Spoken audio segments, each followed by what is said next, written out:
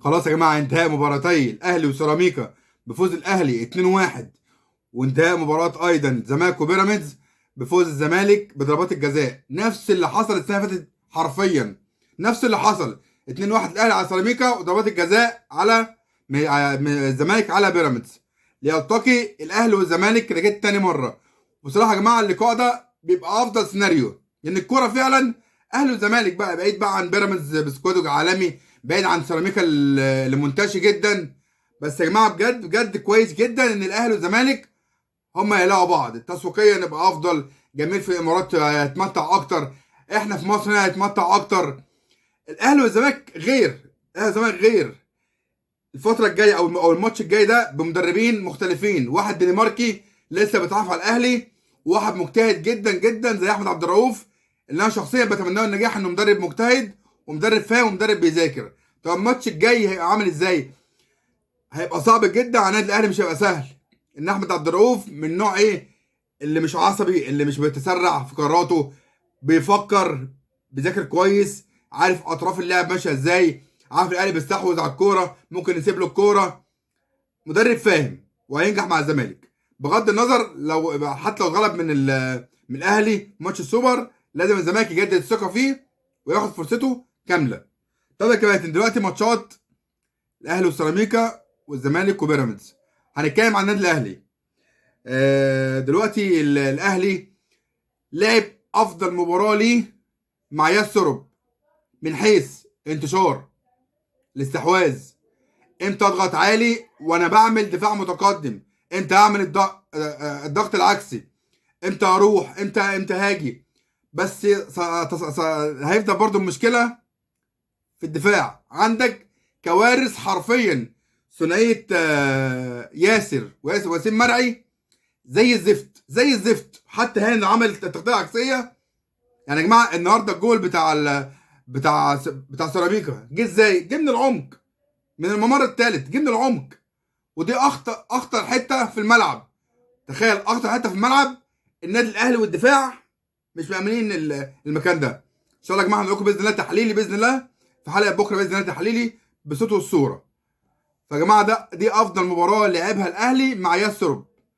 الماتش الجاي بقى هيبقى ماشي ازاي؟ هيبقى ماتش بجد يا جماعه للمتعه. قبل ما انسى يا جماعه، قبل ما انسى، ضربات الجزاء اللي طالب بيها سيراميكا بتاعت ياسين مرعي وكوكا. احنا يا جماعه اهو، احنا يا جماعه اهو بنعشق تراب النادي الاهلي، بنعشق الاهلي جدا جدا جدا. بس بكل امانه، بكل امانه احنا قلنا ان دي فعلا ضربه جزاء، تمام؟ لغايه ما جه ناصر عباس حكم الدوري السابق، قال يا جماعه في تعديلات حصلت في القانون من سنتين، ان الكوره لو جت في ايده مباشره تتحسب، لكن لو جت في الارض او في جسمه وجت في ايده ما تتحسبش. طب مواد ايه؟ ما ذكرش تعديل المواد ايه بالظبط، او اضافه مواد ايه بالظبط. فدلوقتي يا جماعه، دلوقتي اخر تعديلات في القانون، قانون التحكيم، اتاح للحكم انه لو في لعبه جدليه زي بتاعت سيراميكا النهارده، وجب عليه ان يشرح للجماهير الموجوده. ده شرط، وحصلت في كاس العالم للانديه لو تفتكر. طالما ده رحت شفت الفار او في لعبه جدليه وما حسبتهاش، لازم تشرح، تتكلم في وسط الملعب كده وتشرح ليه ما حسبتهاش. فدلوقتي حكام الفار وحكم الساحه محمود البنا مدنيين للجماهير، لازم يطلعوا يعلنوا ده ليه ما حسبتهاش، طبقا لواحد اتنين تلاته اربعه. عشان انا كاهلاوي او زملكاوي او اي حد عايزين نفهم، عشان حاله البروباجندا اللي حاصله دي نقفلها بقى ونركز في ماتش النهائي. عشان كلامنا خارج الكوره، بعيد عن الكوره بالايام دي كتير قوي. يعني بره الملعب بنتكلم كتير جدا عكس داخل الملعب.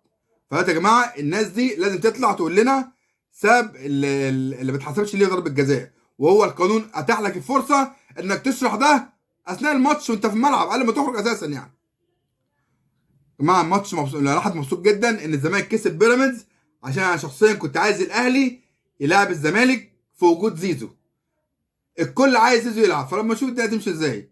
بس هيبقى ماتش فعلا جماهيري، وجماهير الامارات بتستنى الماتشات دي كل سنه على حسب بقى ما يعلنوا هناك السوبر، او كل فتره. فيا جماعه اي حد مصري في الغربه بيتمنى انه يلاقي اهله وزمالك، فده يا جماعه تعتبر هديه بسيطه للناس الجميله، اصدقائنا واخواتنا اللي في دوله الامارات.